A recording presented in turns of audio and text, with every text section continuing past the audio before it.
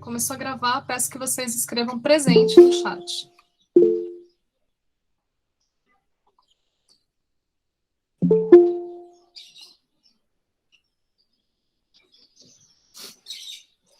Explicando rapidamente como é que vai ser a nossa aula interdisciplinar. E aí a gente fala um pouco do que é interdisciplinaridade, por que isso é importante para o PAS, tá? Eu vou começar falando de aspectos mais linguísticos, né, que estão mais dentro do campo da descrição linguística. Pegando o gancho lá na primeira aula, aí, pessoal que começou depois, que não assistiu as primeiras aulas, fiquem tranquilos, porque até o final dessa semana, no mais tardar começo da próxima, a gente vai postar todos os vídeos das aulas que aconteceram lá no YouTube. Eu só tô um pouco enrolada porque eu ainda tô aprendendo a legendar. E a gente tem uma missão de tornar o mais acessíveis possíveis, o mais acessíveis possível, todos os nossos produtos, tá? Pelo nosso laboratório Redescobrir, que dá nome ao Redescobrindo, né? Então, eu vou pegando o gancho lá na primeira aula, só fazendo um retrospecto aí do que a gente já falou em língua portuguesa. Na primeiríssima aula, a gente falou de tipos textuais. Tipos textuais são ingredientes com os quais eu vou poder construir textos. Ou seja, eu vou misturar um pouquinho disso, um pouquinho daquilo, e nesse bololô eu preciso ter uma forma. A forma vai ser o gênero. Grosso modo, tá, gente? As fronteiras não são tão porosas, não são tão estanques assim. Mas os tipos textuais têm mais a ver com o conteúdo, com o formato, né? Desse conteúdo. E o gênero textual tem mais a ver com a forma do texto como um todo, tá? E, ao mesmo tempo, esses gêneros textuais eles vão ser definidos pelo tipo de tipos textuais que vai estar dentro deles. Vou explicar de forma mais esmiuçada. Então, lá na primeira aula, a gente viu, por exemplo, que por meio da linguagem a gente era capaz de... vocês não estão vendo a minha lousa, né? Deixa eu compartilhar a lousa aqui com vocês. Que por meio peraí, que me enrolei. Janela. Por meio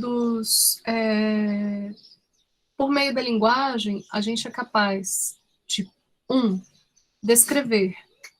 Então, a gente tem um tipo textual que é o tipo descritivo. 2, narrar. Então, tem um tipo textual que é o tipo narrativo. 3, a gente pode fazer uma injunção ou uma orientação. Esse tipo de texto a gente vai chamar de injuntivo, ele é o menos intuitivo. Então, vou explicar que narrativo e descritivo você já conhece. O tipo injuntivo, ele é como receita de bolo. Acrescente 2 xícaras, adicione tal coisa. Ou uma regra, uma norma. Não correr no pátio da escola. Isso é um tipo injuntivo, ele manda você realizar alguma coisa. Então, é uma injunção. Outro tipo textual é a dissertação ou exposição, que tem muito mais a ver com a forma. Dos tipos, ele é o que mais tem a ver com a forma, que é uma forma de você apresentar, você expor uma ideia de forma racional. Então, ele tem aquela coisa da introdução, desenvolvimento, conclusão, ele tem que apresentar de forma bem clara as suas ideias, enfim.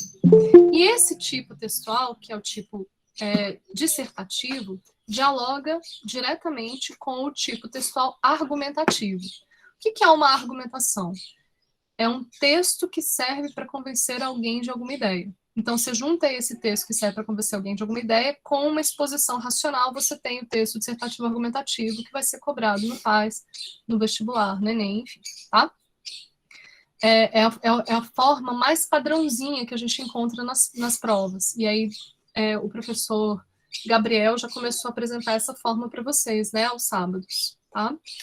Bom, então, esses são os tipos textuais. O que são gêneros textuais? Gêneros textuais, vocês estão vendo aí na minha lousa, eu coloquei uma citação do Mikhail Bakhtin, que é um dos pioneiros da análise, né, linguística de textos.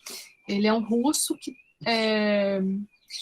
começou a produzir ciência, começou a produzir conhecimento a partir dos estruturalistas russos, enfim. lá do começo do século passado, né, no contexto da Revolução Soviética, enfim. E ele traz para a gente essa definição. Gêneros são tipos textuais relativamente estáveis. O que isso significa? Vamos dar 3, 4 passos atrás. Vocês sabem o que é gênero, eu tenho certeza. Eu vou colocar aqui no chat, porque vocês não conversam comigo, tô me sentindo isolada, carente, deprimida, porque vocês não conversam comigo. Tá? Conversar é, né? Enfim, mas tudo bem, vamos lá. Escrevam aí o que vocês acham que é gênero. Vocês já ouviram essa palavra? E gênero tem gênero de muita coisa. Tem gênero biológico, tem gênero social, tem gênero musical, tem gênero textual. Então, o que é gênero?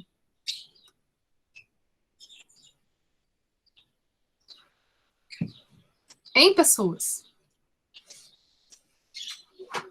Boa noite, pessoas. Tipo do tipo. Algo assim. Classe. Escolha. Depois eu vou voltar nessa escolha aí que eu não entendi isso aí. Uma categoria. Gostei. Gostei. Categoria, Priscila. Segura essa palavra aí que eu gostei dela. O que mais?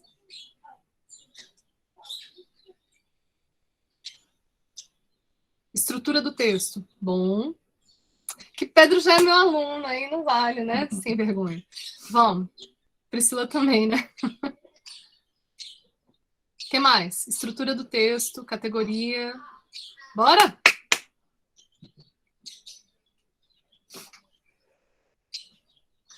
Aí a Maria explica. Gênero seria a escolha da linguagem, de qual linguagem usar? Não. Não tem a ver com especificamente a modalidade, tá? Linguagem é modalidade, a gente vai falar dela daqui a pouco.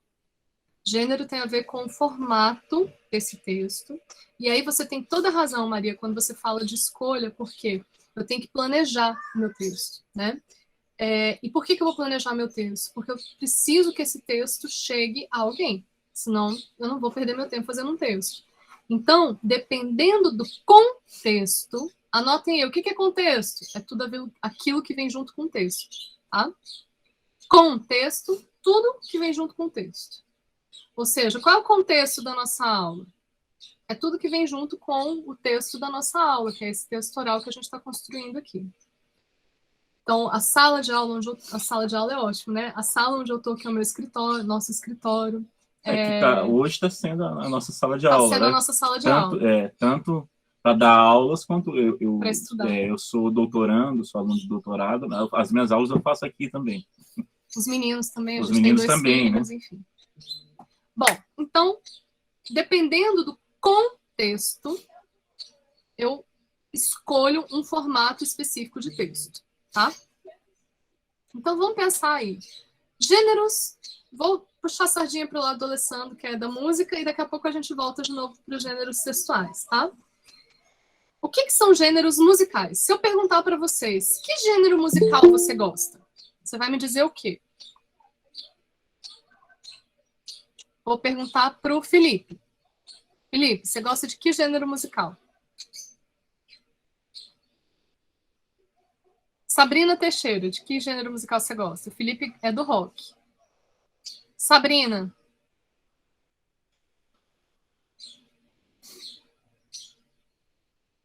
Sabrina gosta de todos. Então você gosta de polca paraguaia, né, Sabrina? Se você gosta de todos os gêneros musicais, você gosta de polca paraguaia. É isso?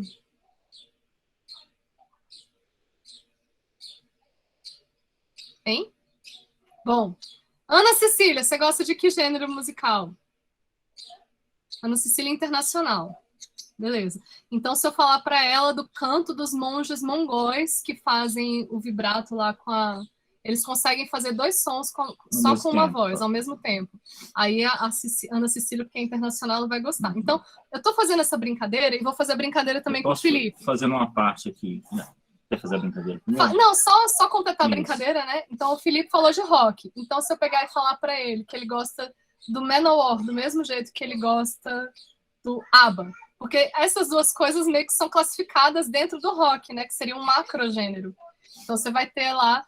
ABBA talvez não seja tão rock. ABBA é mais pop, né? Mas, por exemplo, David Bowie. David Bowie. Que é totalmente diferente. Que é glam rock, né? Aí, ele gosta de... Ave Maria. O João disse Ave Maria. Então, enfim, para falar sobre essa questão de gêneros, né, quem colocou aqui internacional, a Ana Cecília. Ana Cecília. Né? Então, Ana Cecília,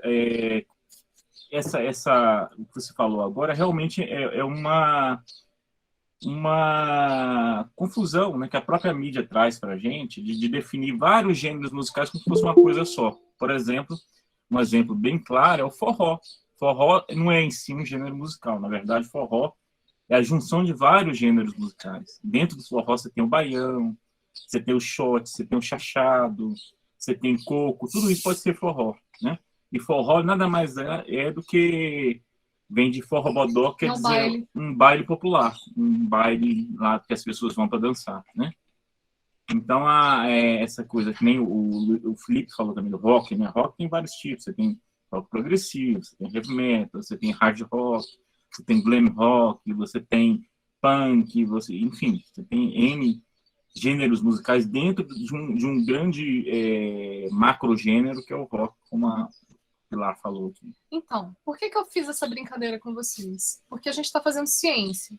Nas ciências exatas, você vai ter lá os instrumentos de precisão. Então, você vai ter um microscópio, você vai ter uma balança para pesar um negócio, enfim. E tem que ser extremamente preciso para você ter o resultado, né, do experimento que você vai fazer. No caso das ciências humanas, a nossa precisão tem que ser terminológica. Então, quando a gente fala gêneros musicais, é uma coisa que meio que está na nossa cabeça. A gente pega lá o playlist do Spotify, pega playlist do YouTube, que aí coloca gênero, não sei o quê. Ou nem precisa colocar gênero, coloca lá rock anos 80, que aí vai ver aqueles rockinhos, né? Para ouvir e amar. Adoro, inclusive.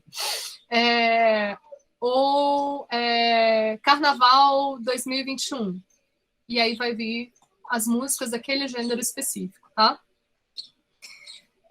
E isso tudo está muito na nossa vida, está muito entranhado. Mas o que eu quero que vocês tenham em mente é que gêneros textuais, gêneros musicais, inclusive gêneros sociais, a gente pode falar um pouco disso, porque a gente vai apresentar 2 artistas trans, né, que estão na lista aqui de obras do Paz, são conceitos científicos.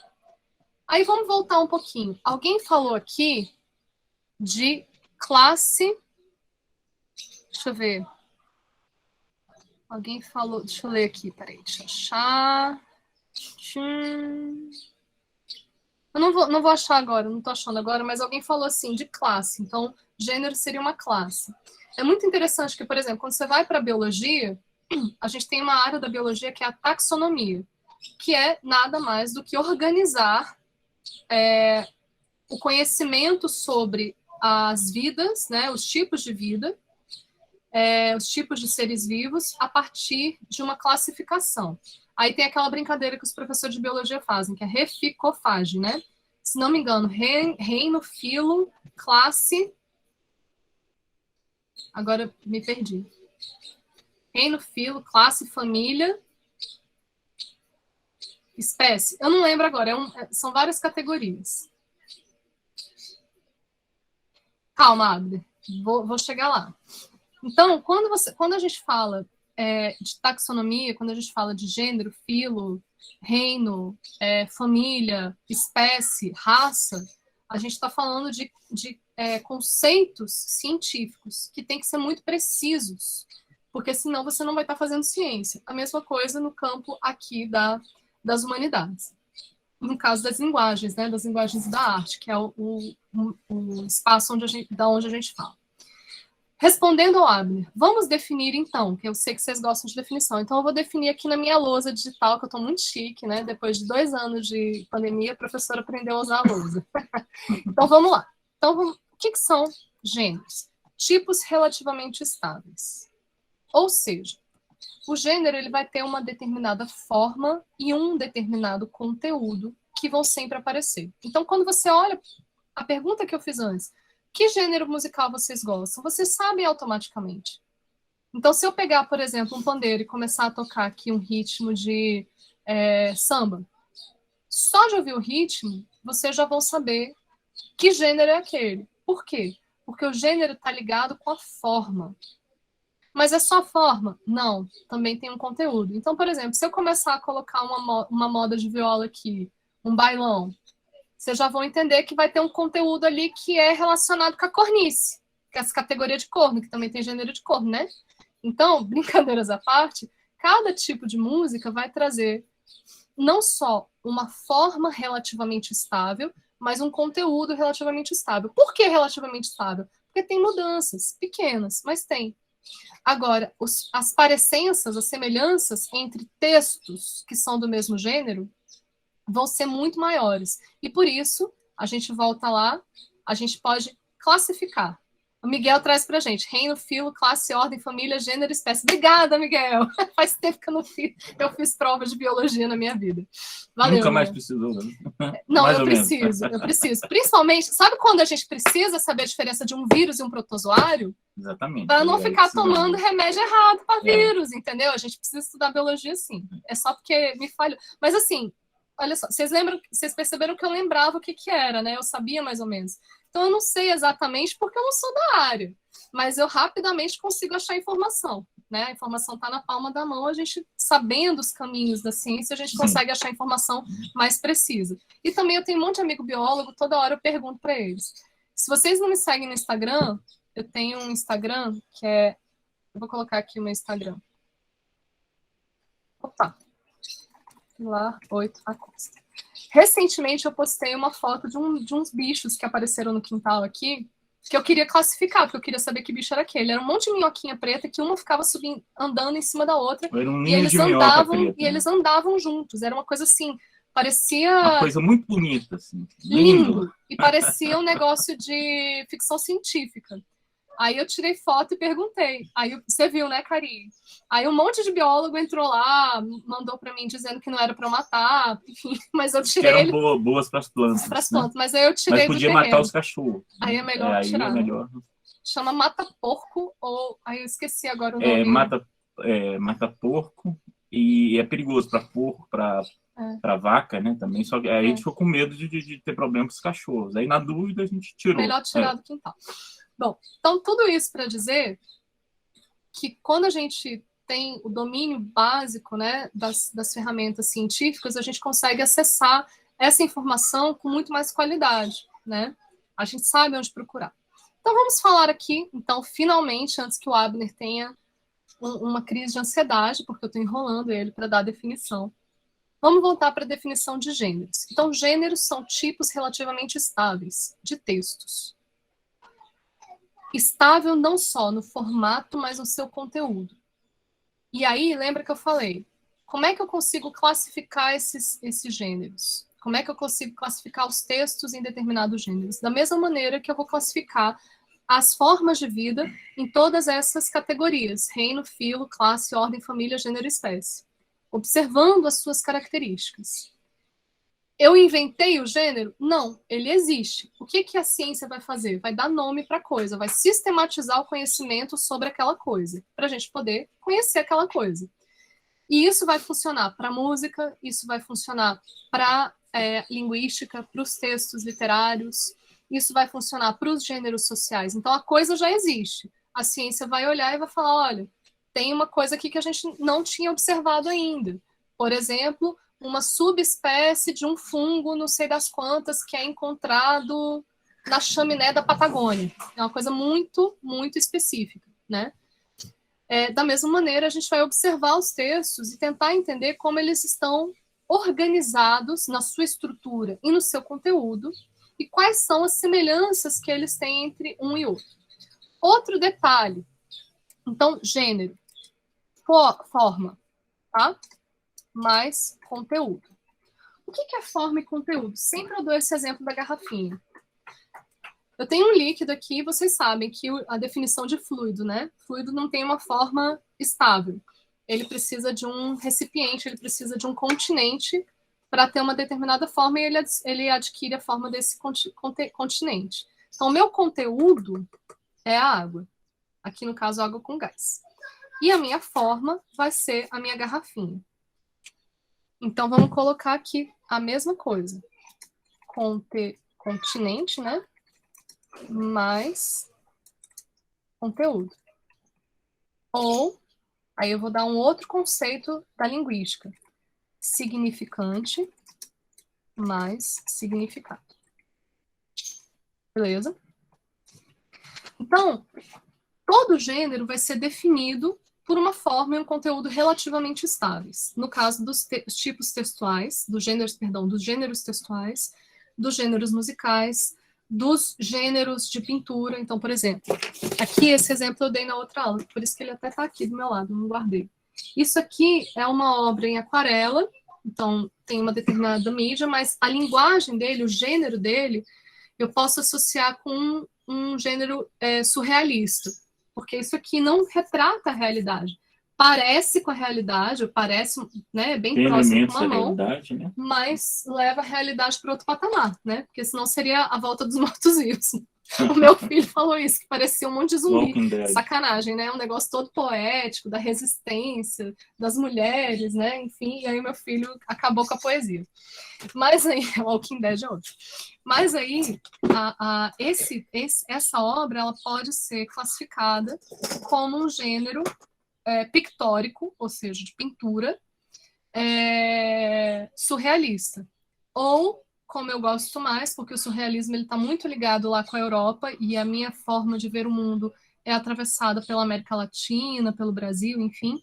Então eu gosto mais da ideia de um realismo fantástico. Então você encontra o fantástico na realidade. Um exemplo de obra pictórica. A gente deu vários exemplos de gêneros musicais. Então vamos pensar, o rock. Eu sei mais ou menos. Quando eu falei assim, Felipe é do rock. Primeira coisa. Violão, pega lá. Primeira coisa. É bom, né? Ter música em casa é bom por isso. Pega o pandeiro também. Primeira coisa. Felipe, se eu vou olhar a foto... Gente, todo mundo para e olha a foto do Felipe. Se vocês estivessem em sala de aula, eu fazia isso com vocês ao vivo, tá? Ia mandar todo mundo se olhar.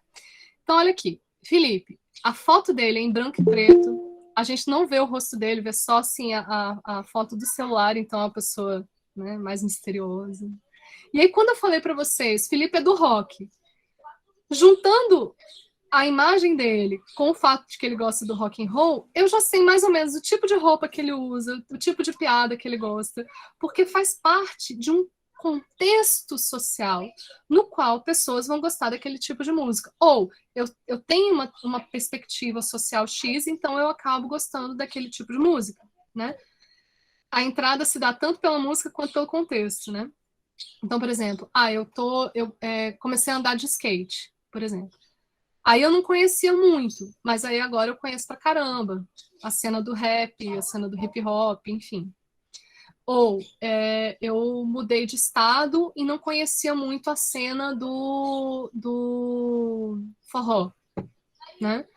Aí tô morando lá em João Pessoa e os meus amigos vão sempre toda sexta-feira pro forró. Aí eu começo a conhecer várias bandas de forró, enfim. Então percebo que o gênero, ele, além de ter uma forma e um conteúdo, ele vai ser... Epa, peraí, que eu tô fazendo besteira aqui. Só arrumar aqui para não ficar feio com o meu quadrinho.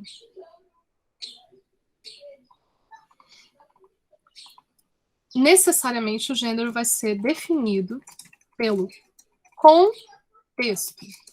E aí a gente brinca de quebrar a palavrinha. Contexto com o texto. Tudo bem?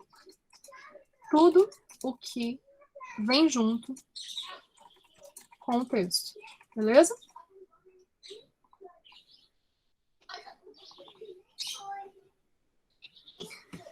Então, dependendo do gênero musical, só de falar, então, eu gosto de rock, eu sei o formato da instrumentação, que o Alessandro vai explicar para vocês o que é depois. Instrumentação nada mais é do que quais instrumentos eu uso para fazer aquela música. Então, se é rock, eu sei que tem que ter, no mínimo, bateria, guitarra, no mínimo a guitarra, né? Acho que a alma do rock é a guitarra, né, Alessandro? Então, no mínimo, uma guitarra, bateria, baixo e um vocalista. Vai. É esse o quarteto que a gente tem. Tanto é que a banda de rock mais famosa do mundo, que é os Beatles, é exatamente isso. Uma bateria, um baixo, uma guitarra e um vocalista. E às vezes eles fazem duas guitarras, dois vocalistas, enfim. E às vezes também tem Paul O McCartney que McCartney toca piano, piano. às vezes eles trazem um tecladista para tocar com eles. Mas se também, você enxuga. Amanhã eu quero criar uma banda de rock na escola. Eu já vou ter que colocar lá. Precisa-se de guitarrista, vocalista, três baixista. caras formam uma banda de rock, ou 3 pessoas, 3 meninas formam uma banda de rock. E basicamente você precisa de como a Pilar falou, de um baterista, um guitarrista, eu até falaria um guitarrista primeiro, um baterista e um baixista, né?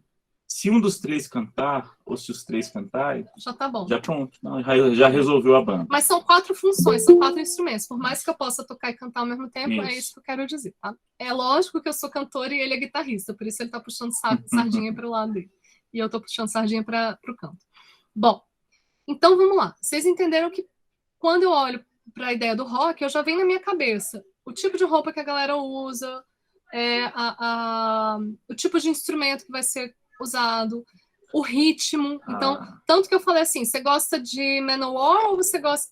Felipe, fala aí pra gente qual tipo de rock específico você gosta, porque aí a gente faz a análise específica. A própria questão imagética, né? Você vê o desenho de uma guitarra, né? Você já sabe já que sabe que já imagina que é Diga rock. aí, Felipe, de que banda... Fala a banda que você mais gosta. Dream Theater, não sei. Pink Floyd.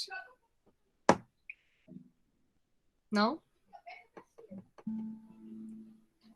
Felipe foi embora, só porque eu falei da foto dele. Nunca mais ele volta. Volte, Felipe. Bom, eu gosto muito do Pink Floyd. Nós gostamos, né, do Pink Floyd. Pink Floyd é uma banda da década de 60, assim, que despontou na década de 60, 70. Ela ainda existe, né? Eles estão todos bem velhinhos. A gente foi, inclusive, antes da pandemia, a gente foi num show em 2018, que foi o show mais épico que eu já fui na minha vida. Eu nunca gritei tanto na minha vida. Tive que me recuperar depois de 2 semanas e ainda estava rouca. Que foi do Roger Waters, que era o baixista da formação original do Pink Floyd. E aí ele tocou as músicas, enfim. Qual é o formato, qual é o gênero específico do Pink Floyd? Então, o Pink Floyd é uma banda que tem várias músicas. As músicas deles se organizam em termos estruturais e de conteúdo num tipo de rock progressivo que tem uma pegada meio New Age, que tem uma pegada de experimentação de sons. Então, você vai ter, por exemplo, uma das músicas que eu mais gosto, que é o Dogs, né? Ou é o Pigs? O Dogs. Tem 20 minutos a música. Aí você tem um pouquinho de... Aí você tem uma introdução gigantesca de guitarra, com muitos efeitos, não sei o quê. 3, 4 linhas de música, de canção, né, propriamente dito. E depois vem um solo gigantesco, interminável. Mas assim... acho que é interessante falar também, né? Quando você fala que os gêneros são... você fala, não, você coloca lá a frase do Bakhtin, né, que os gêneros são relativamente estáveis. Uma das coisas que transforma os gêneros é o tempo, né? A época, né? Então, assim, por exemplo, essa música do Pink Floyd, que ela foi de 20 minutos, é uma música lá da década de 70, né? Hoje a sociedade está se acostumando com coisas cada vez mais rápidas e mais curtas, né? Então, hoje a parte dos jovens não tem mais paciência de ouvir uma música de 20 minutos, enfim, né? Mas porque a nossa sociedade é a sociedade da velocidade, né? A sociedade do Twitter, do TikTok, né? TikTok. Eu estava vendo que hoje em dia a indústria fonográfica delimita, tem que ter no máximo 3 minutos, porque senão não vai virar dancinha de TikTok e, portanto, não vai viralizar e, portanto, não vai dar dinheiro. Então, você imagina uma música de 20 minutos, que tem que parar e ouvir. Da mesma forma, as músicas que o Alessandro mostrou para vocês, né? Então, você tinha lá uma cantora de ópera, né? Cantando as baquianas, e aí, assim, não dá nem para entender que ela está cantando em português, né? De tão diferente que é aquela roupagem. Então, vamos lá. Puxando o gancho do que o Alessandro estava falando, e aí eu volto para esse negócio que eu estava falando do Pink Floyd. O contexto vai ser o tempo histórico. Só o tempo histórico? Não. Eu vou ter também aspectos sociológicos. Aspectos sociológicos.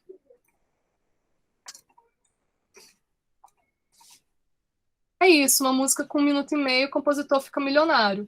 Mas aí, daqui a pouco a gente fala sobre indústria cultural e sobre o significado de arte, tá? Rapidinho. Peraí. Só terminar aqui. Então, aspectos sociológicos.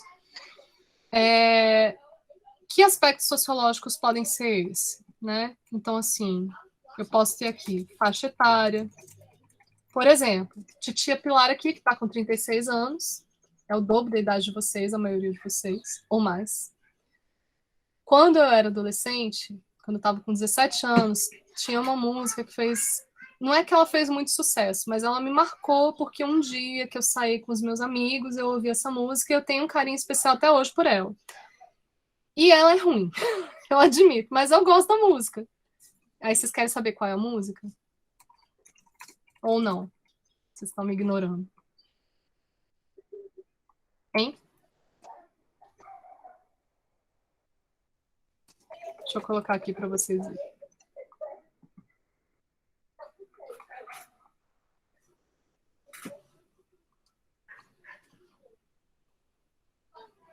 Ai, gente, cadê?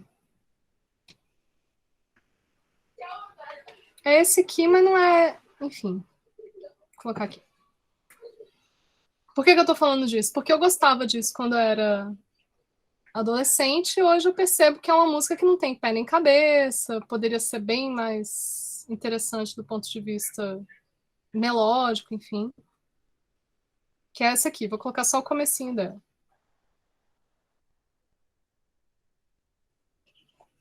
Se o computador colaborar, né?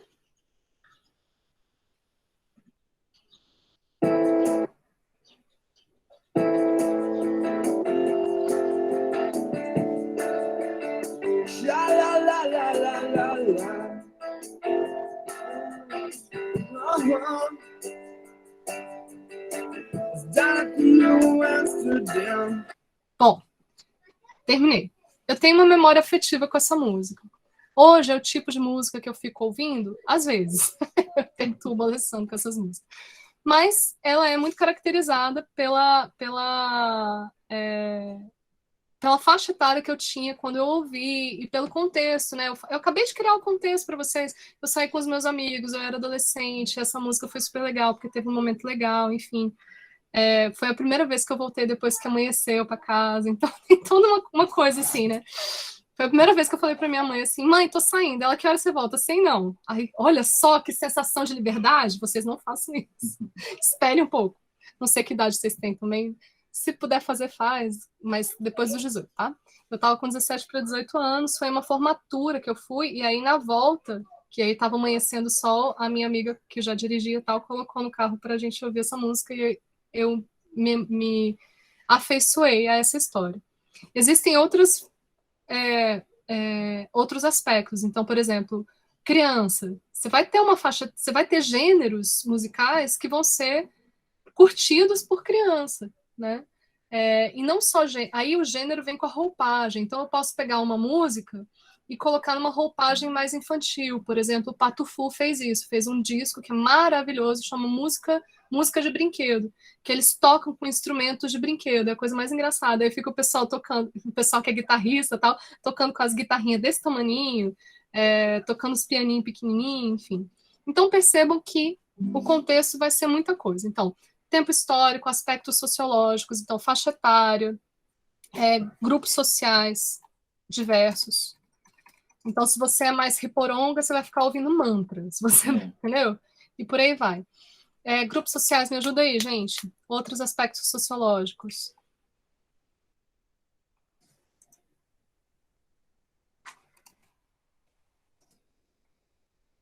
Processos históricos, eu acho que mudanças sociais impactam muito tudo, né?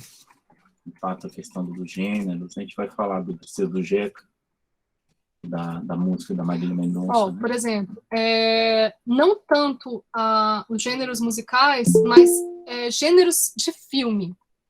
Eu tenho certeza, se eu perguntar aqui, as mulheres vai ter aqueles filmes de mulherzinha, tipo A Culpa é das Estrelas, e por aí vai. Eu tenho certeza que se eu perguntar pros homens aqui, a galera vai gostar do Velozes e Furiosos e, sei lá. Então você também vai ter uma questão de gênero social. Então, dependendo do gênero social, né? Se você é homem, mulher, se você é cis, se você é trans, enfim, vai mudar, né? não só o que você vai consumir em termos de gêneros, mas o que você vai produzir. Escolarização.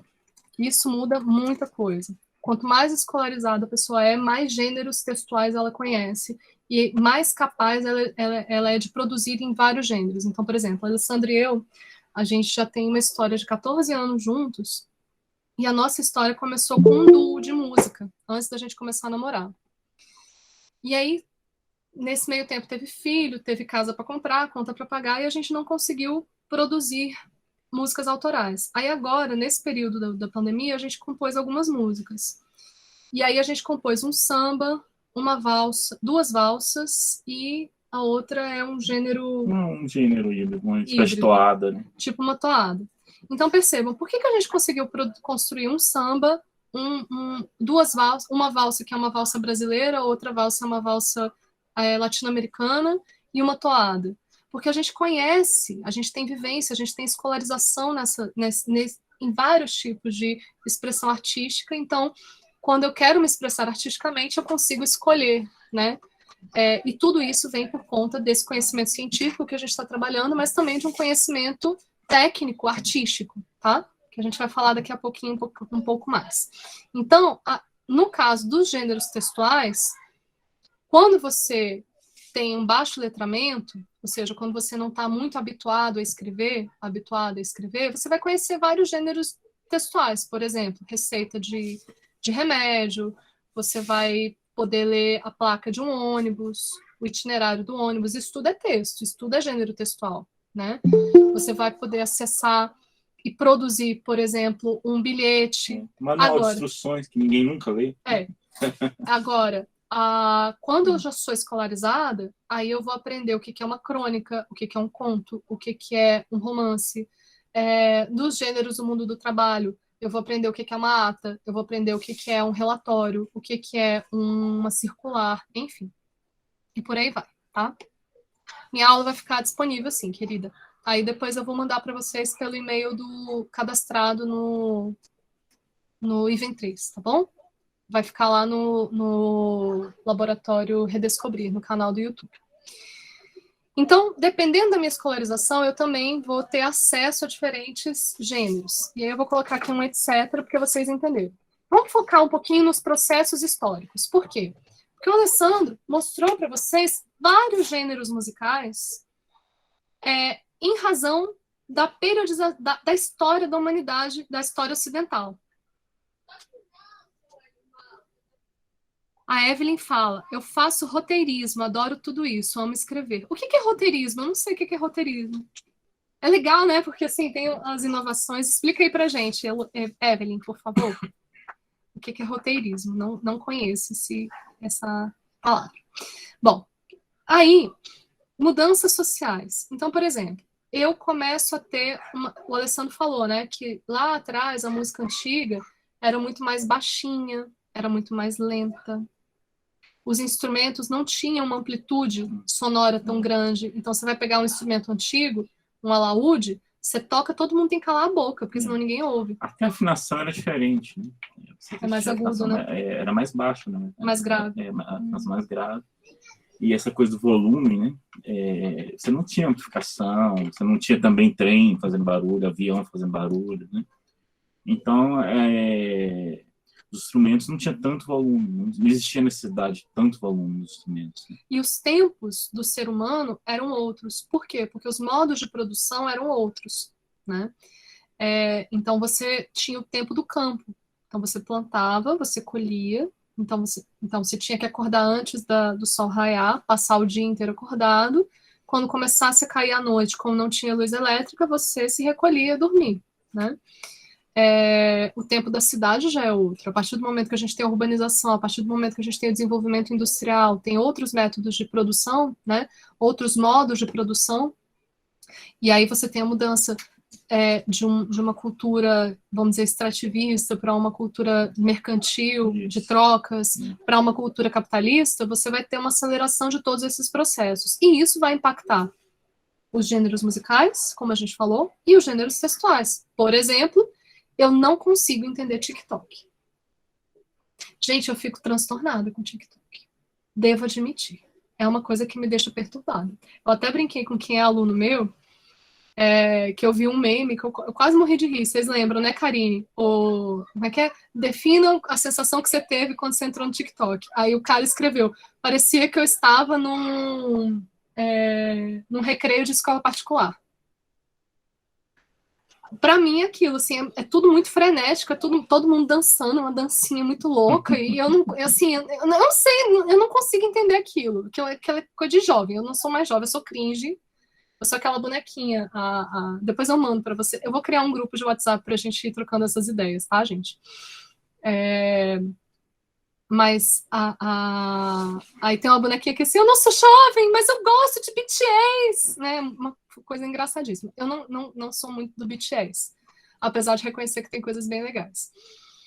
Mas tudo isso para dizer que hoje você tem, e aí eu falei do TikTok. O TikTok é um suporte para gêneros textuais. Então eu tenho tipos textuais, eu tenho gêneros textuais, eu vou ter suportes textuais, que vai ser uma rede social.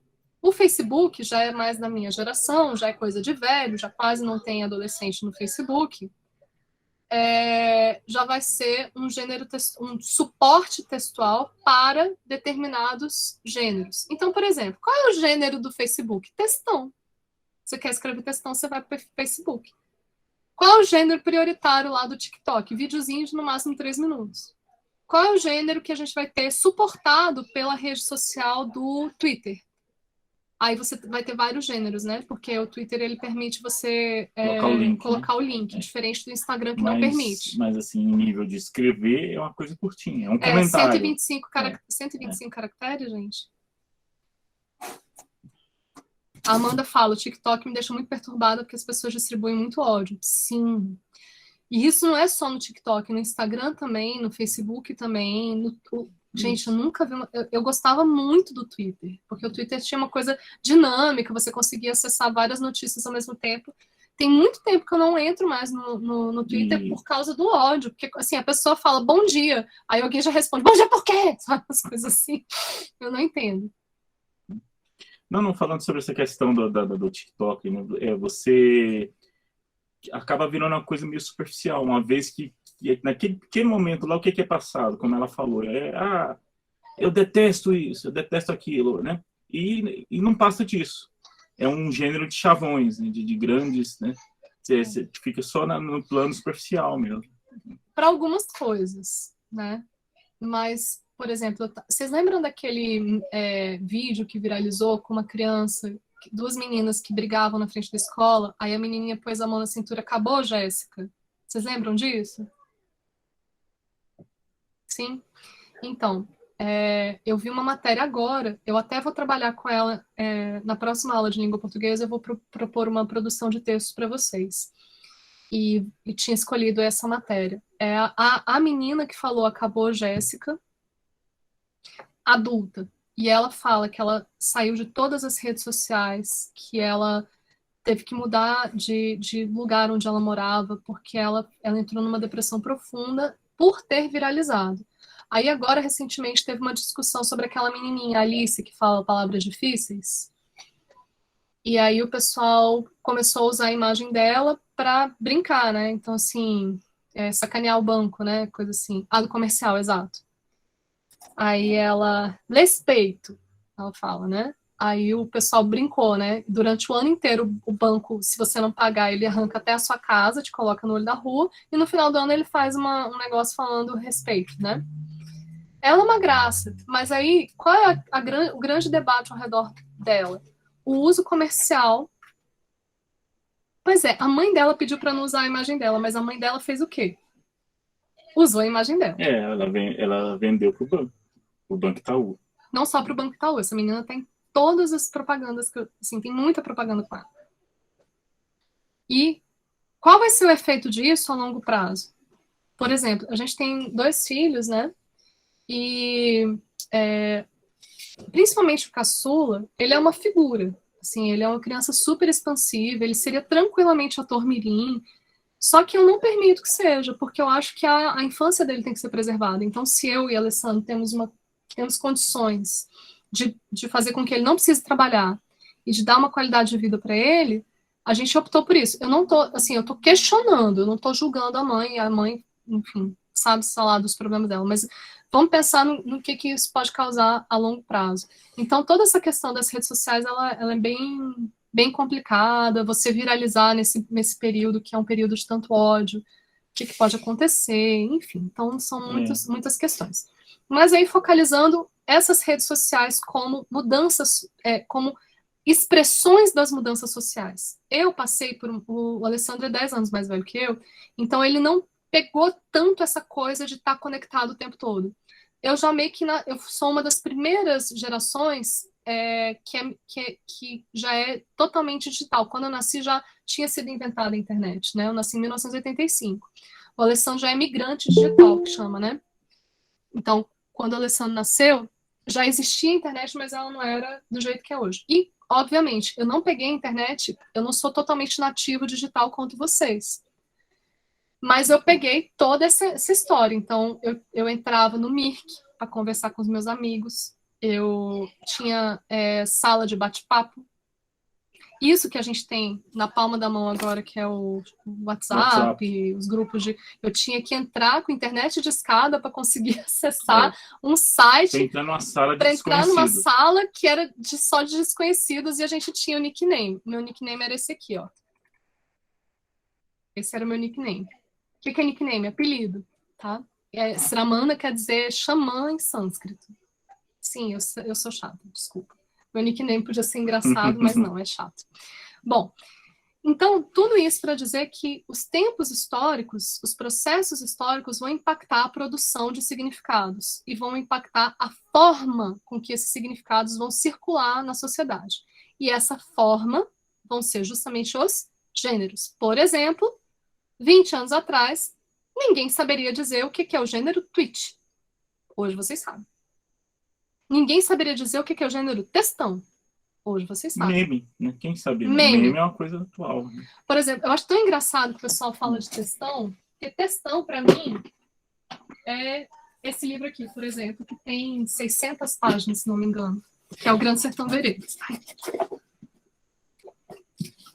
Esse livro aqui, ó, Grande Sertão Veredas, do João Guimarães Rosa. Essa versão que eu tenho aqui na minha mão tem 624 páginas e a letra dela não é grande, não, ó.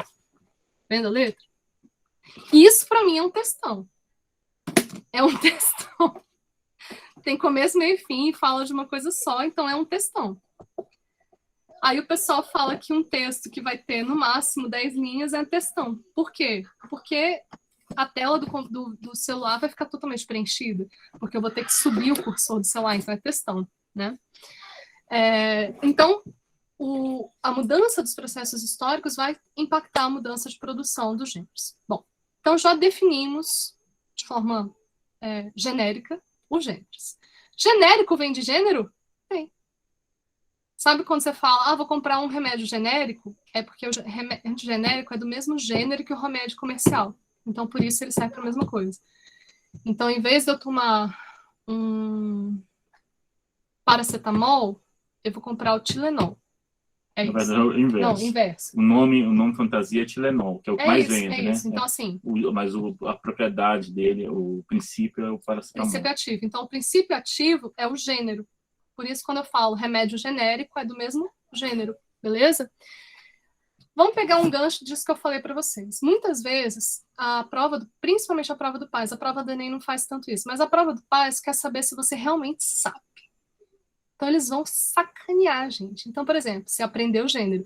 Ai, que lindo, eu sei o que é gênero. Sai da aula da professora Pilar, da professora da Santos, estou feliz, aprendi o que é gênero. Aí cai na prova. Genérico.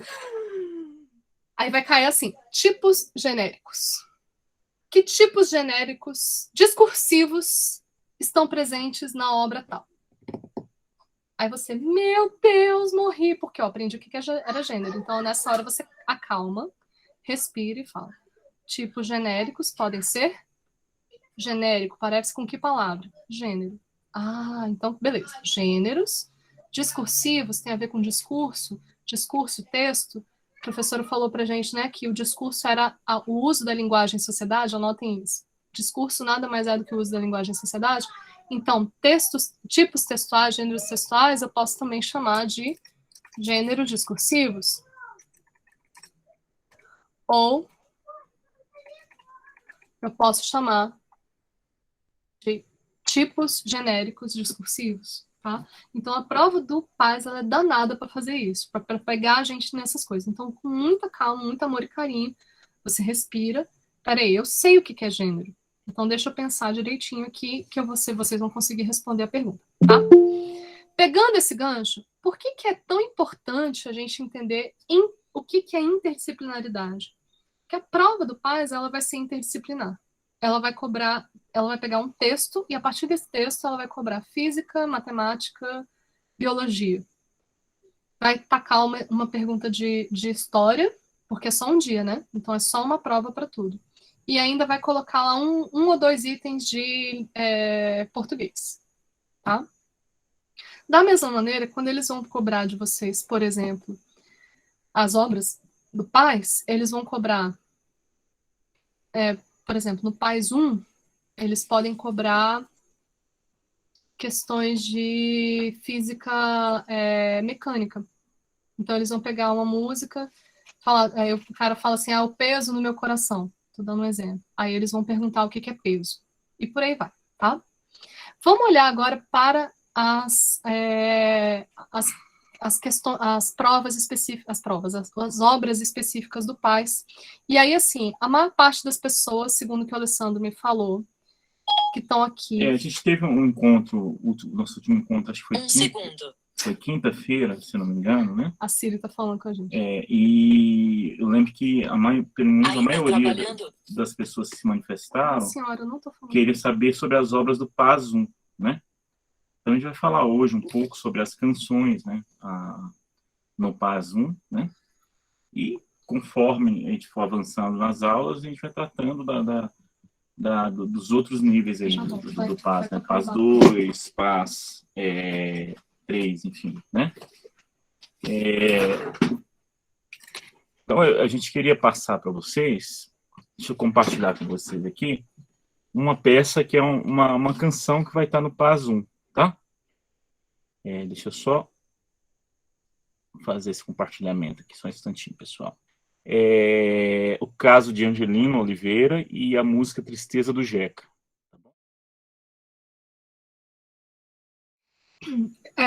Vou resumir rapidamente o caso para Camila, que ela não conseguiu assistir ao vídeo como um todo.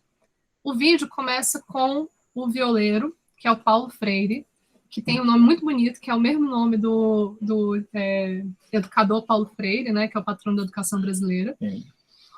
Começa o vídeo ele contando um causo. Causo já é um gênero textual, né? Causa é uma história contada, né, de forma despretensiosa, né, informal. Então, você tem grandes contadores de causa aí na história da música caipira, da música sertaneja, né? E nas nossas famílias sempre tem um tio que conta causos, né? Então, nesse caso aí, é baseado numa história que aconteceu mesmo. O autor dessa música que vocês ouviram, o Tristeza do Jeca, ele, num determinado momento, é importante falar que nesse período aí, essa música dita caipira, música sertaneja, que alguns chamam de sertanejo raiz, né? Era produzido por pessoas que, naquele tempo, viviam em ambiente rural mesmo. O Brasil era muito mais rural do que é hoje, né? Então, você tinha muito mais pessoas morando no campo, né? E o que acontecia com essas pessoas? Num determinado momento, as condições de vida naquele espaço rural foi ficando cada vez mais difíceis, né? Eles foram, e até porque com a industrialização, todo o dinheiro ia para os centros urbanos, então eles começaram a migrar para as cidades, né? E basicamente ele conta uma história aí de uma migração, que ele vai de trem, no caso, né? Tá indo de trem, triste por ter que abandonar lá o local dele para a cidade, tentar uma vida que era incerta, era difícil, né? E chega lá, no meio daquela tristeza toda, ele vê o carregador de bagagem lá cantando a música dele, assobiando a música dele, né? E aquilo trouxe um alento para ele, uma coisa bonita, poxa, uma coisa boa que ele caiu no choro na hora, poxa, o cara conhece minha música. E o carregador, quando ficou sabendo, não, essa música é de um caboclo bom, chamado Angelino de Oliveira. Ele, não, eu sou Angelino de Oliveira. E os dois se abraçaram e choraram, porque veio para eles uma memória de um tempo que já não existia mais, um tempo que eles moravam lá na roça, na fazenda deles lá, né? E que era um tempo que estava distante já para eles, né? Eles tiveram que ir para a cidade, arriscar a vida lá na cidade, né? E essa música, ela fala... Só um parênteses, como que isso pode cair no Paz? Falar do processo de urbanização. Então ele vai falar por que que... então pode colocar um texto falando da mudança do Jeca para a cidade, e aí ele destaca lá uma pergunta sobre modo de produção capitalista, de industrialização, coisa assim. E essa música Tristeza do Jeca, o nome da música, né? É um clássico da música caipira, né? E fala do Jeca, né? Que é um morador lá do campo rural e que está triste naquele momento por, né? Ver os amigos dele indo embora, enfim, né? Aquele processo de... A música caipira, pessoal, geralmente ela conta uma história triste, né? Se você pegar a história da música, daí vem a sofrência de hoje da música caipira, da música sertaneja atual, né? Ela conta uma história triste, é uma história... Sofrência histórica, gente. Né? Ela conta a história do boiadeiro que levava a boiada e de repente a boiada está indo em caminhão, ele não leva mais a boiada, ele perdeu o emprego dele, né? Conta a história daquele trabalhador rural que foi demitido, que não tem mais onde trabalhar, que tem que ir para a cidade. Então, a música caipira, ela conta histórias tristes, assim, né? Da seca, né? No caso se você pega aí o norte de Minas, para o nordeste, conta a história da seca, de ter que abandonar a terra dele lá, porque está insustentável, não tem água, não tem, né, os bichos morrendo, enfim. Então, a música caipira tem essa característica, né? Algumas coisas importantes. Nesse vídeo vocês viram uma senhora cantando, a senhora Inesita Barroso, já faleceu, né? A Inesita, pessoal... Ela é uma grande dama. Ela cantava música sertaneja, caipira, quando basicamente não tinha nenhuma mulher cantando, né, esse gênero musical, que é o caipira, né? Tem até uma história engraçada, um caos, né? Engraçada da Inesita, que eles foram cantar, ela foi cantar para um fazendeiro que era meio cego, né? Não enxergava direito, tinha uma baixa visão. E ela começou a cantar novinha, com a idade de vocês. Isso, 14, 15 anos ela cantando, né? Aí depois a pessoa perguntou: o que você achou? Ele, opa, bom. A rapazinha aí tem uma voz aguda, né? Tem uma voz fina, né? Achou que fosse um rapaz, né?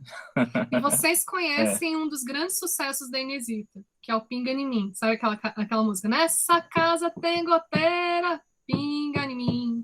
Imagina isso na década de 40, 50, uma moça jovem tocando viola porque ela tocava e cantando essa música. Nessa casa tem goteira, pinga em mim. Ela tem a moda da pinga também. Também com esse tema da pinga, né? Que é um tema que quase não aparece no sertanejo. Peguem essa ideia, daqui a pouco a gente fala sobre isso. Fala um pouquinho desse programa. Esse programa é o Viola Minha Viola, um programa que durou muitos anos aí na TV Cultura, né, que tinha a Inesita como a apresentadora do programa, né? E é um programa que, ao contrário da maioria dos programas de televisão, que leva só o pessoal que está aparecendo mais na mídia, né, as duplas sertanejas, não, esses programas se preocupavam em trazer aquele pessoal que estava fora da mídia mesmo, aquele pessoal que ninguém mais lembrava deles, né? E que todas essas duplas atuais, né, elas vieram a partir daqueles caras lá que todo mundo esqueceu. Então, esse programa O Viola Minha Viola trazia todo esse pessoal para cantar. Era um programa muito bacana, muito bonito, assim, que passava aos domingos, né, pela manhã. Né? Em relação a falar um pouquinho também da instrumentação, aí vocês olhando aqui, tem um instrumento diferente. Então, primeiramente, quem pode me falar que instrumento é esse que mais aparece aí em todo o vídeo aí? Quem conhece esse instrumento aí? Esse é a versão mais rústica dele. Vamos ver se tem a versão aqui. Tem a versão, na mão do Paulo Freire. Não, mas eu quero... Esse instrumento que tá aqui, ó. Que instrumento é esse, gente? Era tipo Globo Rural? Não. É porque o Globo Rural ele acaba falando do campo, né, como um É, todo, mas o Globo Rural tem como objetivo falar é mais do agropecuária, né? agropecuária e tal. Você cultivo. Esse programa é um programa específico da TV Cultura, que é a TV educacional, educativa do Estado de São Paulo, voltada para música caipira, né? Não só música caipira, né? Música É. brasileira. Aqui, a A Camila Júlia, falou ukulele. Parece, a né? O Camila, bracinho fino, parece. mas vai. A Júlia matou aqui a charada, é uma viola, gente. É A uma Evelyn viola, falou também. a Evelyn falou aqui E o depois João. também. Uma viola caipira, né? Qual a característica da viola caipira? Ela é um instrumento de 10 cordas, sendo que são 5 cordas duplas, né? Até tenho uma viola aqui, mas ela quebrou, Ela não tem nem como quebrou. mostrar para vocês, né? Então, elas são 10 cordas duplas. E aqui a gente tem a viola caipira moderna, que é essa que está do lado esquerdo aí de vocês, e tem a viola caipira rústica, que é a viola de coxo, que está do lado direito aí, né? Essa aqui tem um formato aí diferente aí, né? Mas é um instrumento, assim como o violão ficou sendo o instrumento principal do meio urbano, das cidades, a viola caipira ficou sendo o instrumento principal do meio rural. Então, hoje você pega e toca viola caipira no interior de Minas, ou Goiás, o pessoal chora. Quando ouve a viola caipira, chora. Assim como o Angelino chorou quando viu o cara cantando a música dele. Porque é aquela coisa da identificação com a sua raiz, O seu contexto social, com o seu contexto de onde jurídico. você veio, né? De onde você veio, né? E uma das coisas que mais fortes, assim, é essa questão da memória. Você está em contato com de onde você veio, coisas, músicas que te lembram o lugar, a terra que você nasceu, que te lembra a sua família, isso é muito forte, né? E a viola tem esse apego emocional com essa coisa da memória, né? De um Brasil que não existe mais, de fato não existe mais. Você tem resquícios desse Brasil rural ainda, né? Mas é um Brasil que mudou muito, uma sociedade que mudou muito. Hoje é muito mais urbana do que rural, de fato, né? E isso acho que leva a gente para a próxima música, né? Fazer só um gancho. Então, quando a gente foi explicar o que estava rolando para Camila, que perdeu o comecinho do vídeo, a gente falou que tinha um causo, que é um gênero textual. Por que eu vou falar que ele é um gênero textual? Porque, basicamente, eu uso só uma modalidade linguística para realizá-lo, que é a fala, tá? É difícil, aí você pode ter o texto, o causo escrito, né? Então, por exemplo, esse livro aqui, que é o Grande Sertão Veredas, tem um monte de causa. Ele começa, né, com um grande causa, né? Nonada, tiros que o senhor ouviu não foi de gente, não. E aí ele vai contar a história. Vai contar um caos. Pode ser escrito, mas o formato causo, lembra que gênero é forma e um determinado conteúdo. Qual é a forma do caos? É essa forma, como a Alessandra falou, coloquial, oral, e que vai contar, pode ser uma mentira, mas tem muito mais a ver com aquele negócio de quem conta um conto aumenta um ponto. Então eu vou contar uma história, eu não vou contar a história, não, acordei às 7 horas da manhã, estive no trabalho, não, fica sem graça, isso não é um caos. Menino, você não sabe o que me aconteceu outro dia? Aí, tá. E essa história, ela É uma pode... arte, né? É uma Conta arte. causa é uma arte. Né? Queria... Assistam, dentro disso que a Pilar está falando, assistam Peixe Grande. É um filme de um grande contador de histórias, que aqui no Brasil seria chamado contador de causa. Contador de causa. E aí o filho dele não gosta dele porque ele fica contando história. Ele fala, não, pai, me conta a história de verdade. Aí ele, poxa, como assim? Né? Enfim, tem toda uma história, eu não vou dar spoiler. O filme é muito legal. O Alessandro estava lembrando que o Ariano Suassuna fala que ele gosta muito de Mentiroso. Que Mentiroso conta as melhores histórias. Ariano Suassuna é o autor do Alto da Compadecida. Que vocês viram, tem o Chicó, o João Grilo, então, né, tem toda essa coisa do caos. Agora vamos explicar aí qual é o conteúdo, então, dessa forma oral, coloquial, de narrar uma história. Meu filme brasileiro preferido, maravilha. Orangotango Revolucionário, amei o nickname dele. Qual é o conteúdo, então? É uma história que parece ser real, você sempre fica em dúvida, mas será que isso aconteceu mesmo? Porque ela acaba tendo traços de fantástico, de E, ao mesmo fantasia. tempo, tem traço do real. Por E isso que fica por essa isso que confusão. fica essa confusão. Agora vamos para a moda de viola que a gente ouviu agora, que é a Tristeza do Jeca, né? Nesses versos tão singelos, minha cara, meu amor. E aí ele vai contar uma história da vida do campo. E ao mesmo tempo tem lá a batida da viola. E uma coisa né? muito importante dentro do que você está falando, a música, a canção, o gênero canção, geralmente ele é estruturado em estrofe e refrão. O que é estrofe e refrão? Estrofe é aquela parte que ele vai contando a história da música e tal. E o refrão é a parte simples, onde geralmente tem a ideia principal da música e a parte também para todo, como diz o Jota Quest, para todo mundo cantar Fácil, junto. extremamente Né? fácil para eu e você. Qual o refrão do Tristeza do Jeca? Nessa viola canto e gemo de verdade. Cada toada representa uma saudade. Não é saudade, é saudade. Saudade. Né? Então, esse é o refrão, né? Então, assim, a música, a canção, geralmente é estruturada assim. Tem as estrofes, elas, às vezes, elas nem se repetem. Tem algumas estrofes, né? Pode repetir ou não, mas o refrão é sempre a mesma coisa, ele se repete. Agora, detalhe. O gênero causo, ele tem o mesmo tipo de linguagem que o gênero canção? Não, porque o gênero causa ele é basicamente alguém falando, ou seja, é só a linguagem verbal. O gênero canção é um gênero que é um gênero característico. Canção não é poesia. Canção tem poesia? Tem. Mas canção é só poesia? Não, porque eu poderia falar assim: nesta viola eu canto e gemo de verdade. Cada toada representa uma saudade. Agora coloca a música, coloca a levada, coloca a batida, coloca o ritmo. Se cresce, né? Isso. E aí eu tenho um gênero que vai ser uma somatória de letra e música, ou seja, da linguagem verbal, oral, com a música. Vamos falar rapidamente, Alessandro, do que são. Aí eu vou pedir autorização para vocês para a gente passar um pouquinho mais do tempo. Eu sei que a gente já está quase chegando nas 8 horas, né? Do limite da nossa aula. Mas como hoje é uma aula de 2 matérias, a gente vai passar só um pouquinho. Quem não puder ficar, fica tranquilo que a gente vai disponibilizar. Vocês podem sair sem problema, tá? Mas vamos falar um pouquinho, então, do que caracteriza esse gênero musical. Fala aí um pouquinho das partes, então. O que é melodia, o que é harmonia, enfim. Isso. A canção, basicamente, é como... Sem ser a canção, fala da música, aí depois a gente fala da canção. Tá. Você quer que fale da música especificamente, do Tristeza do Jeca. Tá. Como eu estava falando, a música, né, que nesse caso o Tristeza do Jeca está estruturada sobre o gênero canção, ela tem estrofe e tem refrão, né? O refrão, geralmente, você tem uma melodia fácil, né? E o que é melodia? Acho que a gente falou até nas outras aulas, né?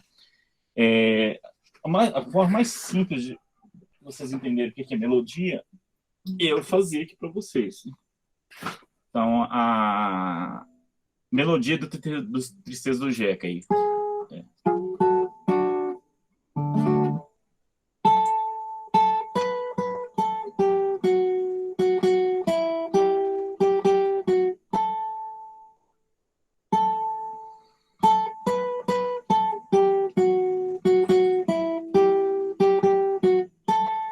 Isso é melodia, tá? O que é harmonia? Falando dos partes de qualquer música, geralmente você tem uma melodia, que é aquela a linha principal da música é a melodia. Essa, né, por exemplo, se eu pego a melodia do Parabéns para Você.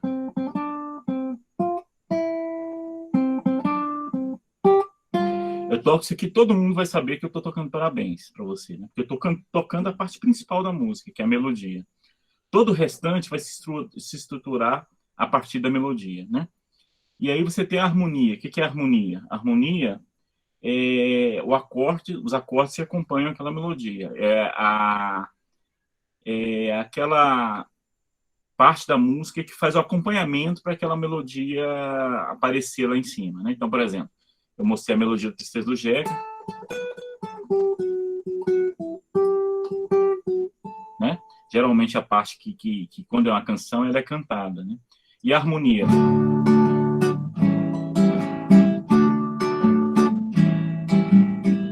Né? Juntando os dois, né? Eu vou fazer a parte da melodia cantada agora.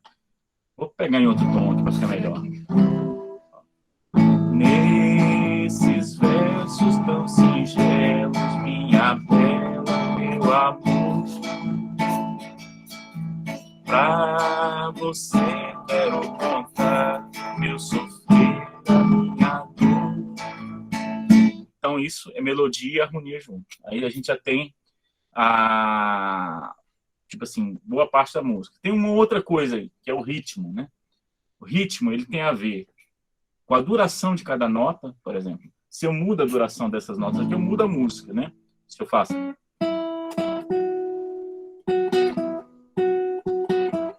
Se eu faço um ritmo diferente, vai mudar a música. E tem a ver também com o acompanhamento da música. No caso aqui, a levada, fala, a batida, muitas vezes. A batida da música, né? Vocês estão acostumados com o negócio então, de beat. O ritmo também faz parte da característica de um gênero musical.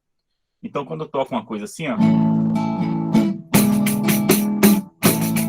Vou estropilar aqui no pandeiro...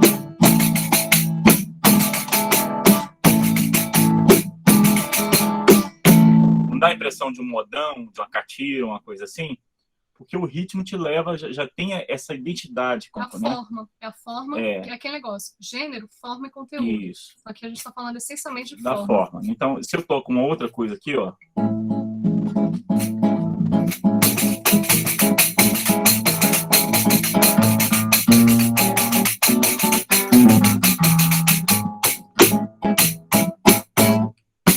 Que ritmo é esse? Que gênero musical vocês acham que é esse que a gente tocou agora aqui? Vamos lá, pessoal. Né? O outro era uma espécie de modão, caipira, samba. Isso aí. É um samba, né?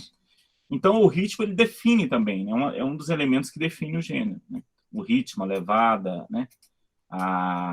Então, isso faz parte... Aí, por exemplo, vocês pegam a cena do rap, aí você tem o rap, você tem o trap, e o que vai variar? Vai ser o tipo de batida.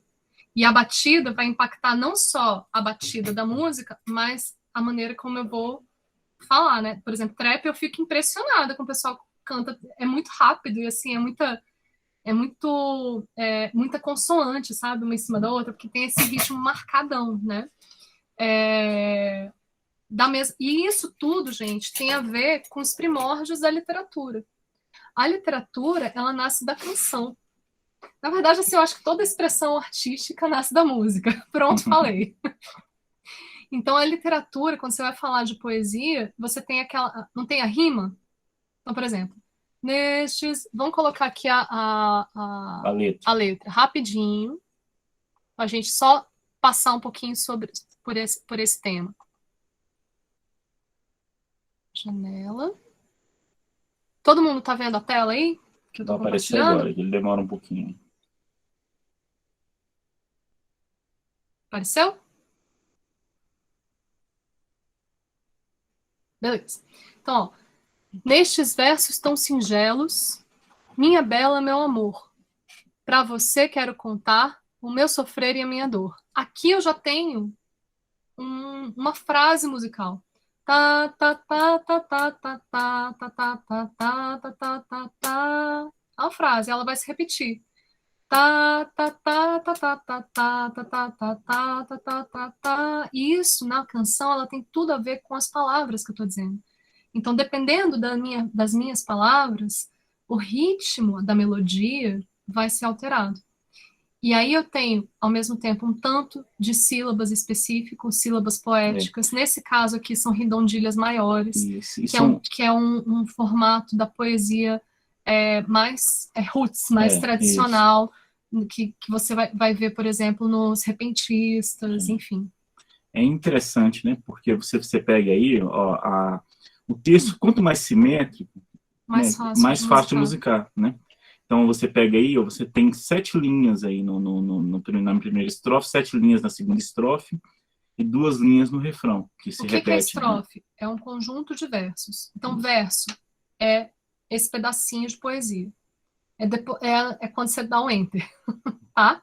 Mas o verso é só isso? Não, ele tem uma razão de ser, de ter esse comprimento, tá? Principalmente em poesias que são estruturadas com rimas como essa, tá? Estruturadas com rima e com número de sílabas poéticas por verso, tá? Então aqui eu estou falando para vocês que é uma redondilha maior. A gente vai ter versos, por exemplo, que são decassílabos, ou seja, que vão ter 10 sílabas em cada verso, tá?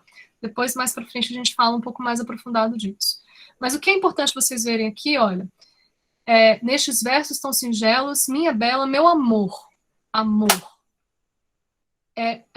Para você, quero contar o meu sofrer e a minha dor.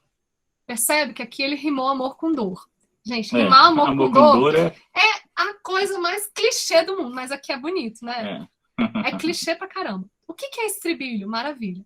Então, o verso é um conjunto de é um conjunto de sílabas, né, poéticas, que pode ou não ter um tamanho delimitado. Quanto mais estruturado é o gênero da canção ou da poesia, porque a gente tem vários tipos de poesia, tem vários gêneros poéticos, beleza? No caso aqui, eu tenho uma canção que ela é bem quadradinha, no sentido de que ela é simétrica, como o professor Alessandro falou. Eu vou ter um número específico de sílabas, no caso aqui são 7 sílabas, tá? Como é que eu sei? Porque eu contei. Eu vou passar rápido, depois eu ensino vocês a contar verso. E isso vai ajudar os meninos e as meninas que queiram mandar umas rimas nas batalhas de rimas aí a se dar melhor. Bom, então, um verso é um conjunto de sílabas. O que é uma estrofe? Um conjunto específico, né, de versos. E essa estrutura, ela tem uma característica. Então, aqui, o Alessandro falou, são 7 versos que formam essa estrofe. Só que essa estrofe ela é dividida em 2 partes. Então, você tem 2 frases musicais que se repetem e uma terceira. Uma terceira que Olha só, eu tô misturando frase musical com verso. Olha só. Nestes versos tão singelos, minha bela, meu amor, pra você quero contar o meu sofrer e a minha dor. É a mesma coisa, certo? Como é que é? Eu sou como um sabiá, que quando canta sua tristeza, deixa o galho onde ele está. Então vejam que aí já é uma outra frase musical, né? Isso é uma estrofe, tá? Beleza. É como se fosse um parágrafo da poesia. Aí a gente tem 2 tipos de estrofe, basicamente. A estrofe corrida, né? E o refrão ou estribilho. O que é o estribilho, gente? Oh, obrigada, Emily. Você é muito fofa e o orangotango também muito querido. Obrigada. E o que é o estribilho? Nada mais é do que um jeito metido a besta de falar refrão. Aí como que a prova do Paz vai cobrar? Vai perguntar refrão? Não, porque todo mundo sabe que é refrão. Eles vão falar estribilho. E é interessante, só fazendo um adendo, né, que essas estruturas vêm lá do medievalismo, vêm lá da Idade Média, né, dos trovadores, lá, e se conserva, né? E aí você pergunta, o Angelino de Oliveira estudou os trovadores medievais? Muito pouco provável. Por que ele reproduz essa estrutura? Porque isso é passado, está na nossa cultura. Exato. A nossa cultura é a cultura ocidental. É o contexto histórico, né? É o contexto cultural dele, né? Então, muito provavelmente, por exemplo, quando a gente fala da música dos interiores do Brasil, a gente está falando de música modal, que não é o mesmo tipo de música que a gente faz na cidade. A música modal, ela vem lá, como o professor falou, da Idade Média. E por que chegou assim? Porque a galera que aportou no Brasil, que invadiu o Brasil lá com os portugueses e europeus que invadiram o Brasil em 1500, a galera que foi para o interior não foi a galera que estava antenada com o que havia de mais novo na época, que era o Renascimento, né? Em 1500 era o Renascimento. E nem com o classicismo. A galera estava antenada com o que tinha acontecido de 1000 anos de Idade Média. Então, é óbvio que a gente acaba herdando essa tradição medieval. Então, pode cair uma questão dessa na prova do Paz. A canção, por item da prova, a canção Tristeza do Jeca apresenta características da vida do campo, do homem rural, e dialoga com o medievalismo. Aí a galera que não viu a nossa aula, que é maravilhosa, né? Cai justamente porque... Pô, claro que não, essa música em português, né, brasileira, não tem nada a ver com Idade Média, mas tem. E é justamente isso, e essa estrutura. Vamos voltar a falar do estribilho. Para que serve o estribilho, como o Alessandro falou? Vocês sabem para que serve? Para que serve o refrão? Por que música tem refrão? Vou dar uma dica aqui. 2 funções principais que o refrão tem. 2 coisas. Ele vai contar, gente. Né? Não, eu quero que vocês falem. Não, eu tô falando, não. são 2 coisas. Vamos lá. Se alguém acertar uma delas, já... Ganha um bombom na próxima aula. Um bombom virtual, obviamente. Tá bom, então eu vou falar, né? Porque vocês não viram, porque ele falou. O estribilho, ou o refrão, ele traz a ideia principal da música. A gente está falando de um gênero que é musical e verbal, ou seja, tem palavras e tem música. E como ele é um gênero oral, ele tem repetições, diferente de um gênero escrito, que vai ter menos repetições. Quando ele apresenta essa repetição, é porque ele quer trazer essa ideia principal, ele quer reforçar essa ideia. E mais que isso, é um gênero de canção, é uma moda de viola. Olha como é bonito, né? O violonista, o violeiro, toca olhando para o povo. É roda, né? O gênero, então serve para todo mundo o estribilho, cantar junto. pessoal, exatamente, estribilho, refrão, é a parte que a bebaiada toda canta junto, né? Vou dar um exemplo bem da nossa, né? Eu perguntei se conhecem, né? Por exemplo, né? Pais e filhos do Legião Urbana. Às vezes a gente nem lembra a letra, né?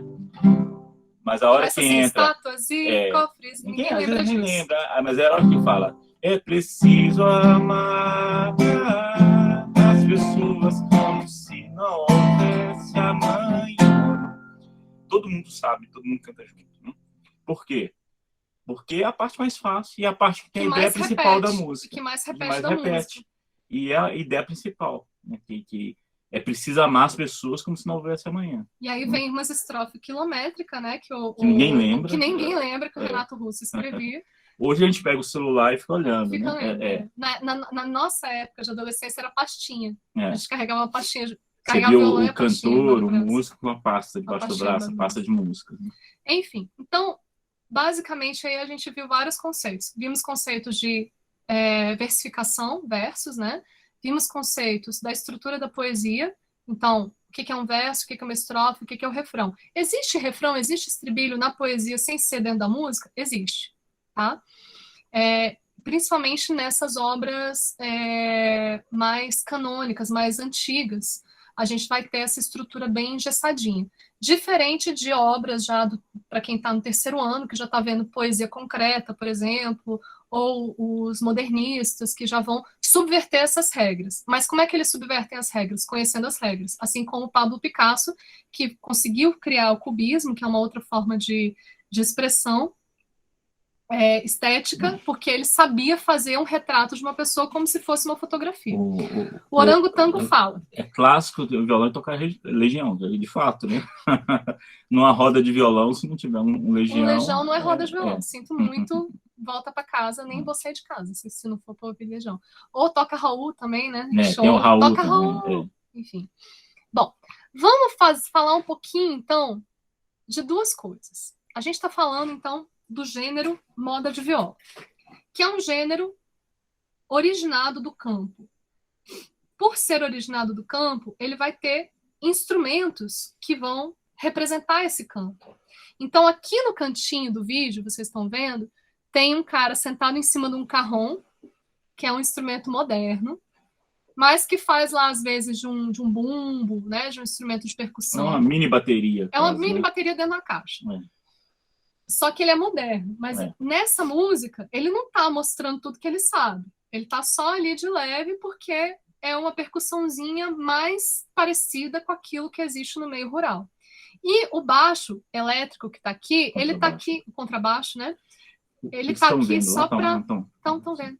Ele está aqui só para dar um peso na música, mas ele não é característico da instrumentação, ou seja, do tipo de instrumentos que são usados normalmente para fazer esse gênero, tá? Aqui a gente tem, como o Alessandro falou, a viola tradicional, viola caipira tradicional, né? E a viola de coxo. Mostra aqui o violão mais alto. Vocês estão vendo que o violão ele tem uma cinturinha mais gordinha? Então, assim, o violão, vamos dizer, ele usa 44, 42.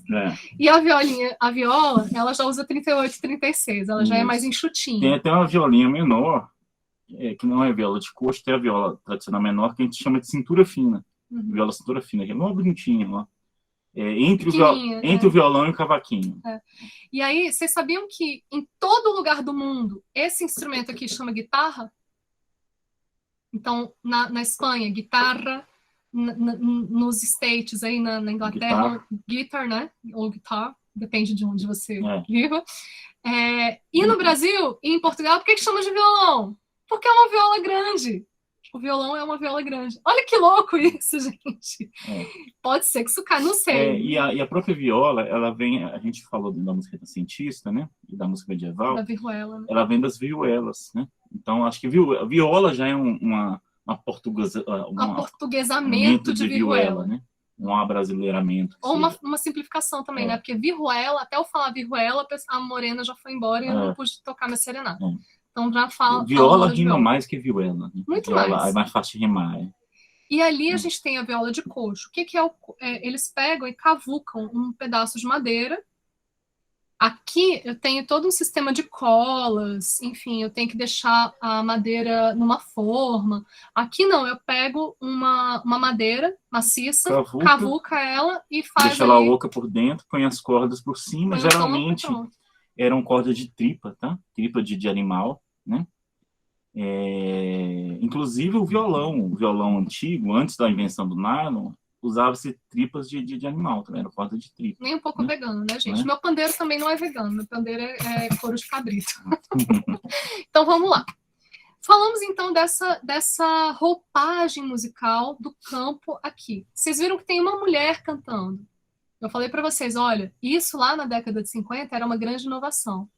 Aí a gente vai falar, em homenagem, inclusive, a uma grande compositora brasileira que nos deixou tristemente, né? Que é a Marília Mendonça. Pode cair uma questão no Paz. Marília Mendonça só existe enquanto compositora porque houve Inesita Barroso antes? Ou qual a relação de Tristeza do Jeca com meu Cupido é Gari? Né? O que você pode falar? Qual a diferença entre as duas? Então, essa música você já conhece, meu Cupido é Gari, ou precisa colocar? Fala aí se precisa colocar.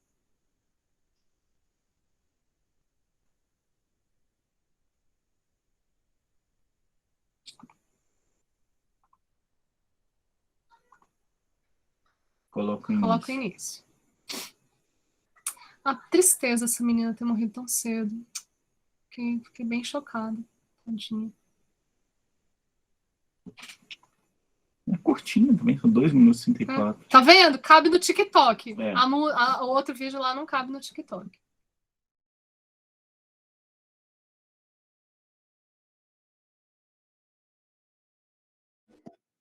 Pronto. Então colocamos só o comecinho. Então vamos lá. Primeiro, a gente tem... Vamos colocar aqui a foto da diva. A parte que aparece ela cantando. Ai, gente, aparece, mulher. Já foi lá pro vídeo da Gal Costa. Pera.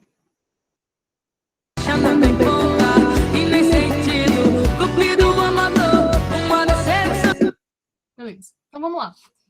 Inesita Barroso rompeu paradigmas, quebrou né, a moral tradicional da família, não sei o quê. A Inesita, pessoal, ela aparecia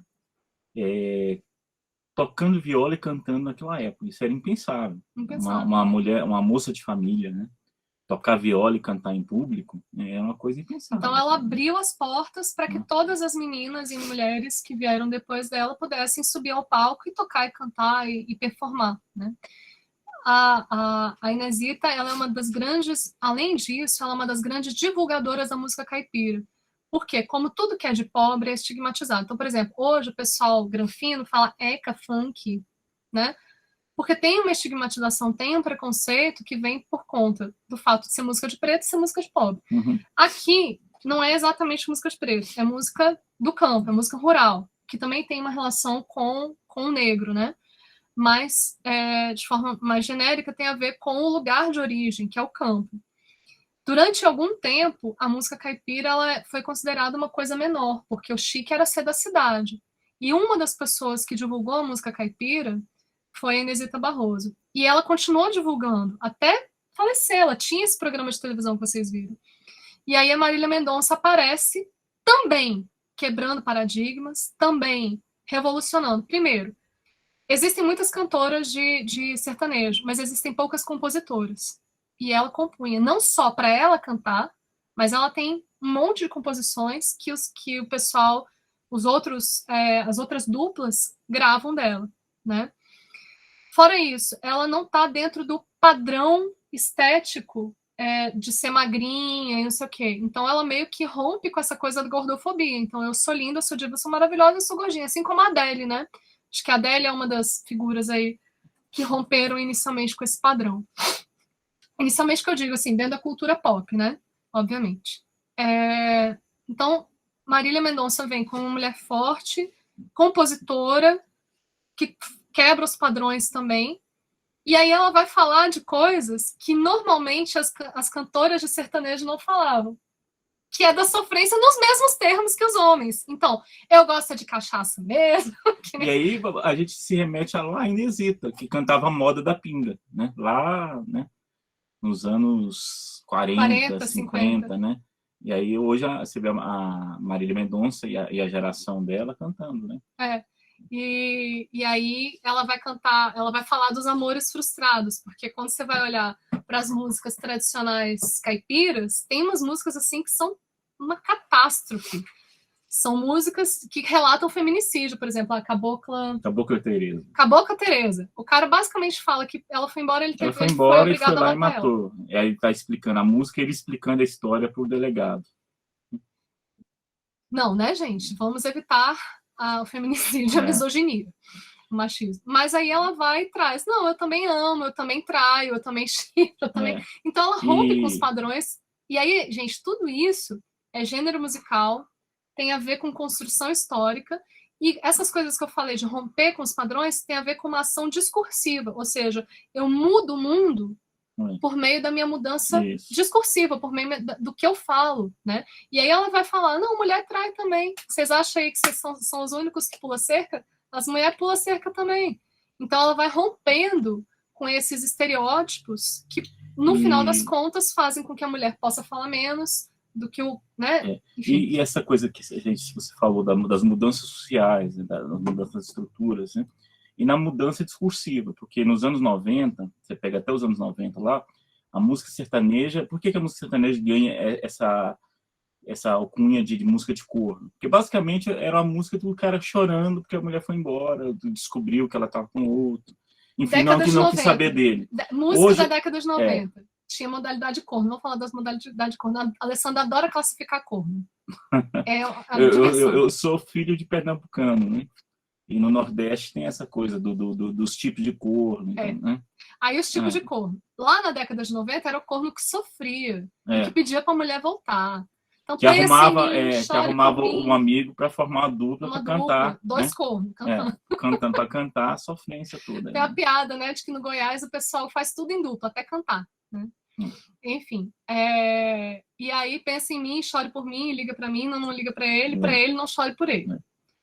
Se ela não voltar, eu vou morrer. A coisa era desse jeito. Né? Aí é um corno que tadinho dele, ele tá sofrendo mesmo. Aí tem o corno mais recente, que é a partir dos anos 2000 tem uma virada, né? Que é aquela coisa, tipo assim, se você não quer saber de mim, também não quero saber de você, né? Tô no camarote, tô no siroque. Né? Tipo assim, o Camaro Amarelo não é bem uma música sertaneja, mais ou menos, um modelo. Essa música, né? Meio pop, meio sertanejo. Né? Que é o que virou a música sertaneja. Diferente lá da época do Angelino de Oliveira, que era uma época onde o Brasil era muito mais rural, você tinha muito mais pessoas morando no interior, né? E em roça, enfim. Né? A partir do momento que houve essa migração para as cidades, a música sertaneja muda também. Então você vai pegar uma música do Leandro e Leonardo, eles falando a música já começa, as luzes da cidade acesa. Peraí, mas não é música sertaneja? Ele já começa com as luzes da cidade acesa. Por quê? Porque o sertanejo não é mais rural. Ele tem uma lembrança de rural. Ainda existe o sertanejo rural, mas esse sertanejo da década de 90, ele já é urbano. Já é urbano. E esse sertanejo que a gente tem aqui desde os anos 2000, né, até hoje, ele já vai dialogar muito com a música country americana, estadunidense. E por isso que ele vai ter uma coisa mais pop. Então vamos falar desse gênero musical para a gente terminar. E aí o Abner colocou aqui a linha do tempo dos cornos. Adorei isso. Vamos olhar aqui a instrumentação. Primeira coisa, essa música, diferente da Tristeza do Jeca, é diferente, né? Parece que é diferente, mas é igual. Por quê? Porque ela começa com o refrão, ao contrário da Tristeza do Jeca, que começou com a estrofe, ela já começa no refrão, que é a ideia principal. Meu cupido é gari, só me traz lixo. Lixo, lixo, você é prova disso. Pô. Você é a prova disso. É maravilhoso isso, gente. Adoro muito aquela outra música dela, Supera. Adoro, gente. Supera, minha filha, pelo amor de Deus. Enfim, ficar chorando por homem lixo, não, por favor. Bom, aí, vamos começar do comecinho aqui, só para vocês verem a instrumentação. A mudança de instrumentação.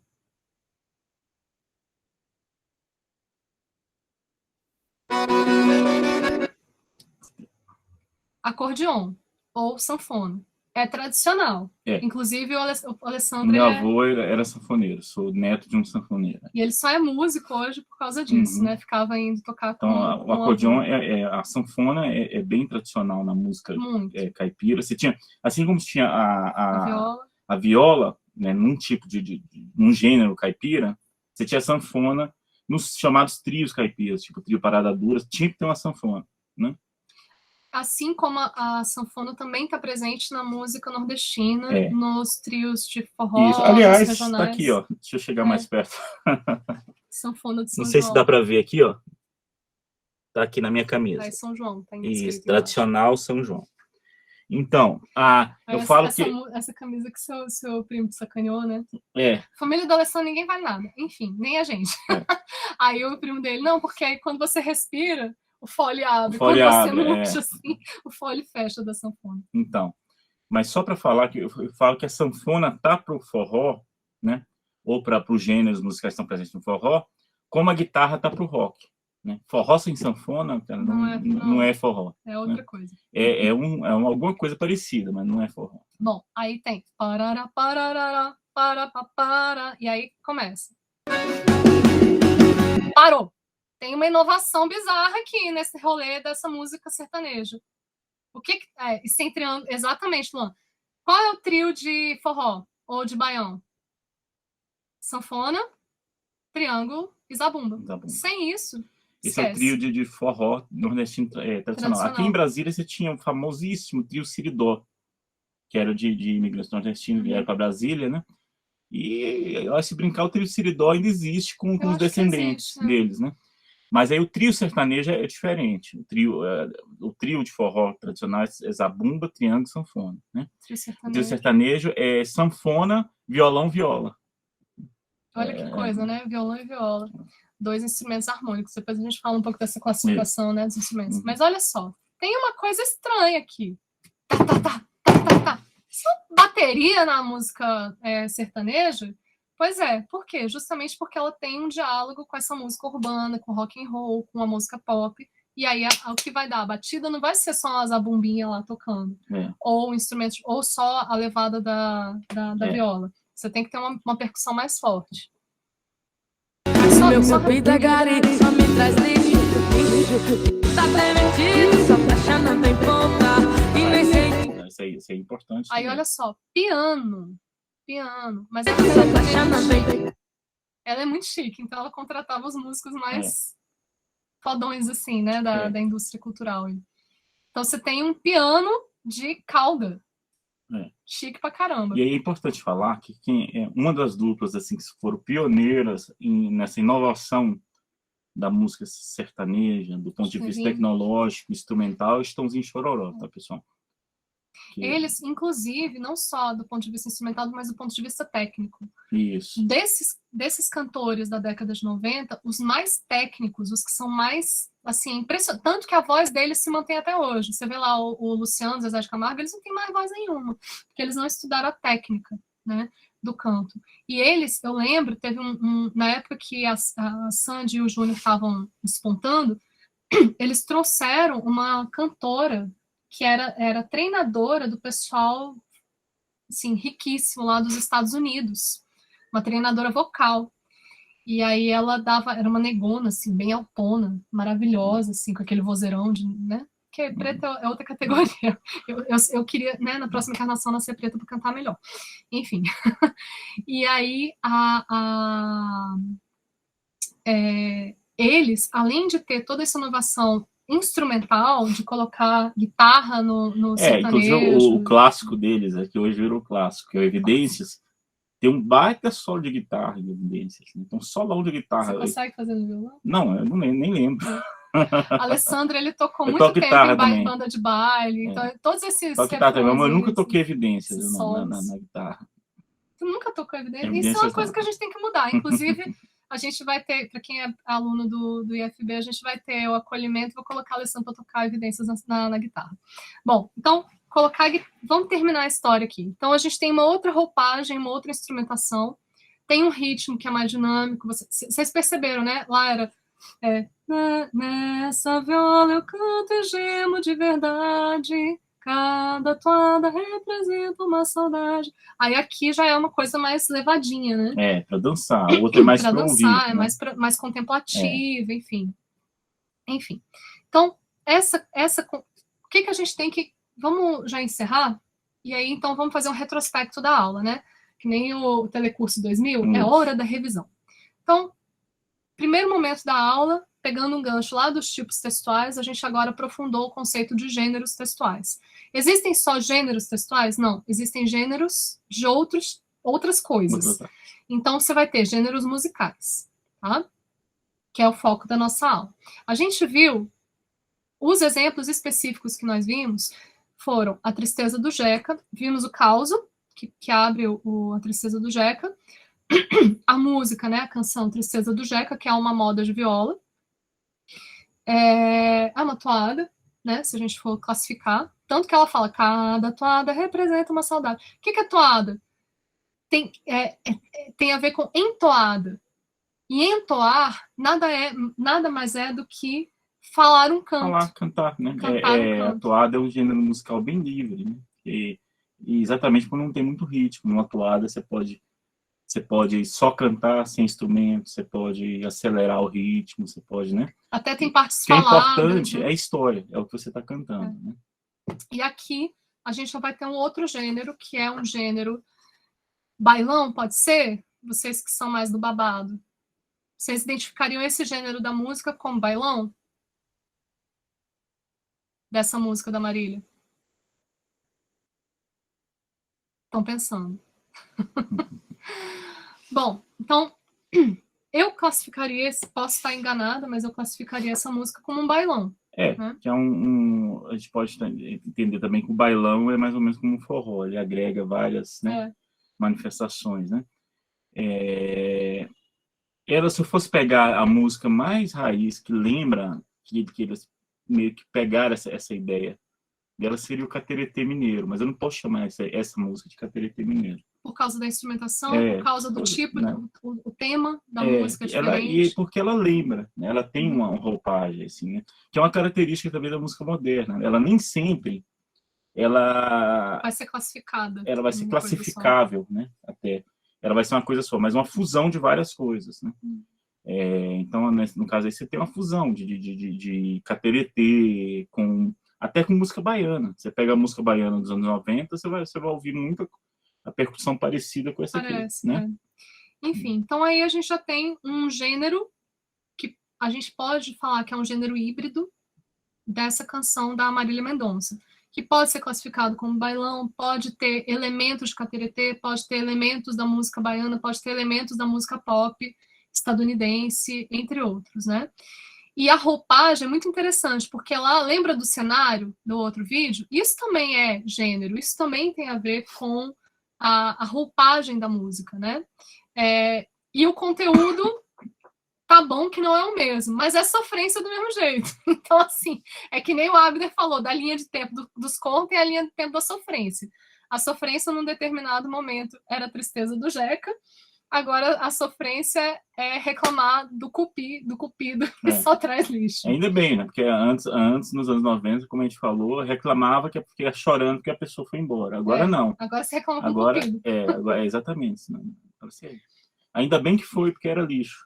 Perguntas que podem cair, ou textos que podem cair, propostas de texto, eles podem pedir para vocês compararem. Por exemplo, a Marília Mendonça morreu recente, então pode cair uma proposta de texto sobre ela. Falando, por exemplo, como ela quebra esses paradigmas, relacionando com a Inesita Barroso, relacionando com outras intérpretes, né, da cena musical, enfim. Então, tudo isso pode vir na prova de vocês, são mais do que isso. Não só tentem pegar, para quem não é do primeiro ano, tentem pegar os elementos que a gente trabalhou aqui, versificação, metrificação, né, estrofe, refrão, estribilho, lembrando que refrão e estribilho é a mesma coisa, na casa da música, melodia, harmonia, ritmo, né? Porque isso são coisas que vão estar presentes em todas as provas. Vão estar nas provas do PAS 1, 2, 3, vão estar presentes na prova do vestibular, na prova do Enem, e assim sucessivamente. Bom, é isso, pessoal. Se vocês tiverem mais alguma dúvida, tem o cronograma, Miguel. Eu mandei para vocês. Eu vou mandar agora um questionário, que aí a gente já vai começar a fazer o nosso grupo de WhatsApp para facilitar. Mas a gente tem sim um cronograma. O cronograma, além de ter sido enviado pelo e-mail, ele está postado nesse Instagram aqui. Deixa eu só ver qual que é o Instagram do laboratório. Só um minuto.